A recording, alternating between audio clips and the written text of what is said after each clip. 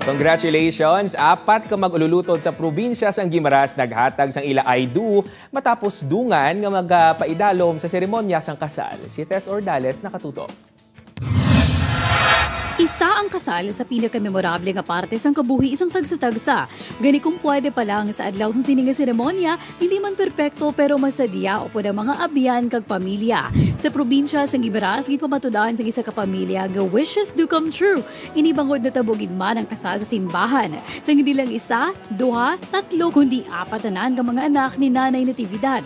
Inikunong iya wish sa iya 70th birthday. Sa una, nagduha-duha ko na siya bago may mga naghahambal nga basi sukob. Pero na-push ini gihapon. May nagasiling man nga basi hindi nami, basi sukob, basi singko no problema. Si Lord na balo kay ang tanan si Lord man nagadala. Ang tanan nga mob, ang tanan pangabungi. Nasalig tagi kay Lord. Simple lang ang ginhiwat nga kasal kung sa rin tingob nga nagtipo ng mga bisita sa iya birthday kag syempre araman ang mga bisita sa iya apat ka mga anak. Nagpasalamat maniningan ng inmadasig kag mahapos ang preparasyon bangod nagbuligay kuno ang tanan nga mga miyembro sang pamilya. May ibang tani nga hindi pa kay mag-ulang sa kuno na kahimos. Kung kulang ila kwarta.